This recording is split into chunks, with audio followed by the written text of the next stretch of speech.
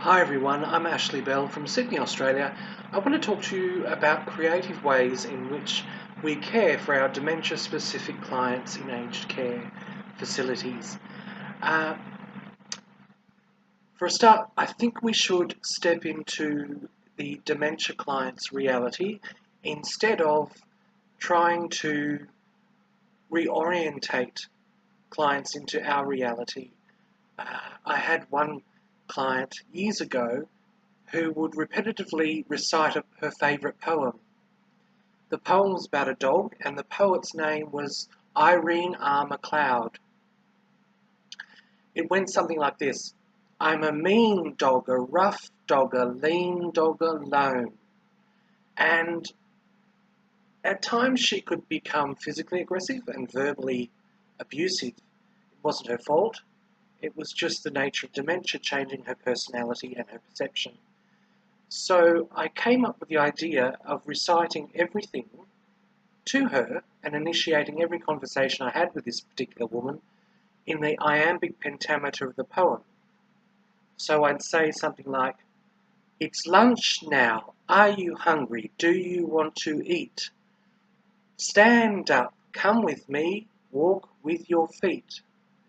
And the minute I started conversing with her in that iambic pentameter, the rhythm of that poem, everything had changed. Her facial expression lit up, her eyes lit up, her body language became less defensive, and she was very conducive to my suggestion of walking with me down the corridor to the lunch table.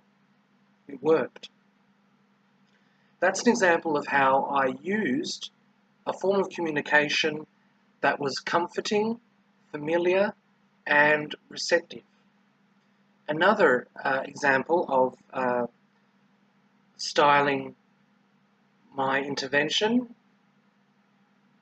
to the client's specific need, which sparked long-term memory, was the giving of medication. I once had a client that endured the Holocaust. He survived one of the death camps in Poland, and he assumed that the medication we were trying to give him was poisonous. We were all Nazis and we were trying to kill him. So, using his Jewish faith, we changed the context of his medication time. First of all, we changed the colour of the strawberry yogurt because the lumpy red yogurt he associated with blood, for a start, so there was a visual component to his trigger. So we changed it to apricot yogurt. It was a lovely light peach colour, and I gave him the medication while reciting a Jewish prayer called the Shema Israel. So as soon as he heard Hebrew being spoken, all his defences went down, and down went the medication. So that was an intervention that was really, really useful and person-centred. That's an example of person-centred care in a creative way. Another intervention I used creatively, we had this client. She was a magistrate, a New South Wales magistrate in the court of law, and everything had to be formal. She loved protocols, she loved rules and regulations, she loved deadlines too. So instead of verbally inviting her to lunch, I used the lunch example again. She was non-responsive to verbal communication, so I came up with the idea of writing everything down with a letterhead. I made up a letterhead with an address, phone number, and a coat of arms in the corner to make it look like a legal document. I put it in an envelope with her name on it and gave it to her. So, inviting this woman to lunch, she would read the letter, which was worded very formally in legal language. I put down something like, your presence is requested at the luncheon table at 12 noon sharp. If you fail to appear, your absence will be noted. And I put my signature on it at the bottom.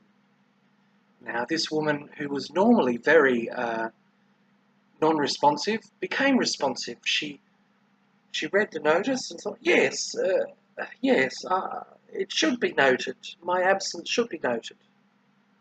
And she became very responsive and very happy in her new environment.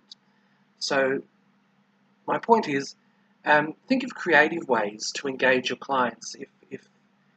If normal interventions aren't working, you need to tap into their long-term memory. Remember, their declarative memory is diminishing. They can't understand the content of your words, but they may be able to understand procedural memory. Now, procedural memory is the manner in which you do things. So change the methodology of what you do. Change the sound of your voice.